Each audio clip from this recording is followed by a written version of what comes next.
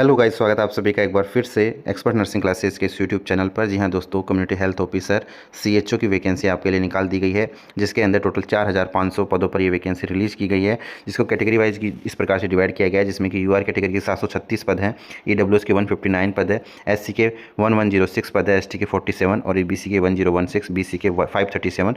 तो इस प्रकार से जो टोटल पद हैं यहाँ पे देख सकते हैं, ये ओपन के लिए है और ये फीमेल कैंडिडेट्स के लिए हैं, दोनों के अलग अलग पद हैं। टोटल आप यहाँ देखेंगे तो 4500 जो पद है इसके लिए वैकेंसी रिलीज कर दी गई है आप लोग के लिए। तो दोस्तों ये वैकेंसी जो है रिलीज़ की गई है बिहार की तरफ से, state health society of Bihar यानी बिहार सीएचओ की वैकेंसी आ गई है एक बार फिर से, क्योंकि पिछली बार जो वैकेंसी रिलीज़ की गई थी उसके अंदर यूआर कैटेगरी यानी जनरल कैटेगरी की पोस्ट नहीं थी, जिस वजह से उस वैकेंसी को कैंसिल किया गया। और अभी जो है न्यू वैकेंसी रिलीज़ की गई है, जिसके अंदर यूआर की पोस्ट भी रखी गई है, जनरल कैटेगरी वालों की भी पोस्ट यहाँ पे रखी गई है। सैलरी की हम बात करें तो यहाँ पे आप देख सकते हैं 40,000 रुपये के आपको यहाँ पे सैलरी मिलेगी, जिसके अंदर 32,000 सैलरी और 8,000 रुपये आपको इंसेंटिव के रूप में मिलने वाला है यहाँ पे।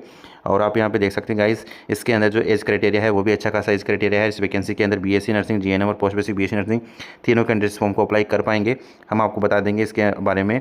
और यहाँ पे आप देख सकते हैं कि जो फॉर्म है 1 नवंबर 2024 से शुरू हो रहा है इसका सुबह 10 बजे से, और फॉर्म को अप्लाई करने की जो लास्ट डेट है आप देख सकते हैं यहाँ पे 21/11/2024 लिखी गई है।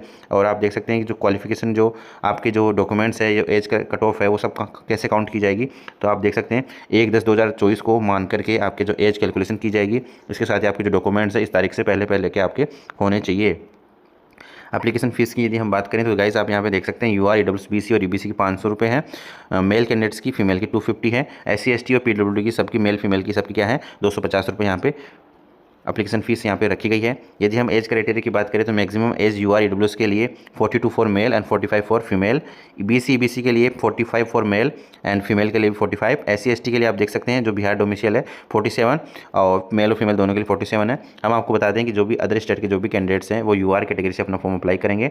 जो भी बिहार के अलावा जितने भी स्टेट हैं उन सभी स्टेट के जो भी कैंडिडेट्स फॉर्म को अप्लाई करना चाहते हैं उनको यूआर कैटेगरी यानी जनरल कैटेगरी से फॉर्म को अप्लाई करना आवश्यक है। इसके साथ ही आप देख सकते हैं मिनिमम एज यहाँ पे 21 साल होनी चाहिए, मैक्सिमम एज मैंने आपको यहाँ पे बता दी है। इसके साथ ही जो है आप यहाँ पे आपको मैं और जानकारी इस भर्ती के बारे में दे दूँ, इसका डिटेल एडवर्टाइजमेंट भी हम जान लेते हैं उसके अंदर क्या क्या चीज़ें दी हुई है।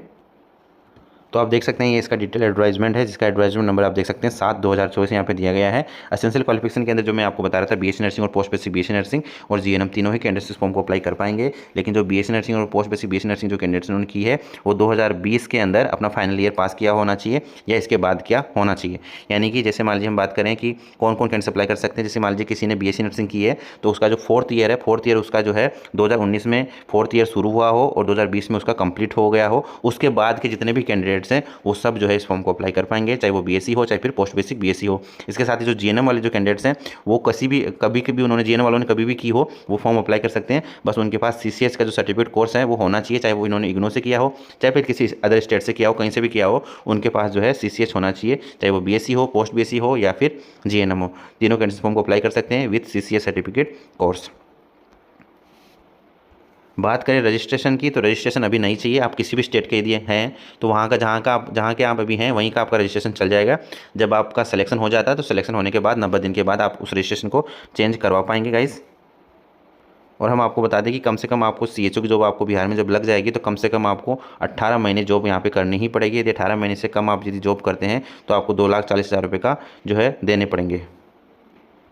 तो इसके लिए आपको एक श्योरिटी बॉन्ड भरवाया जाएगा जब आपकी ज्वाइनिंग होगी उस समय।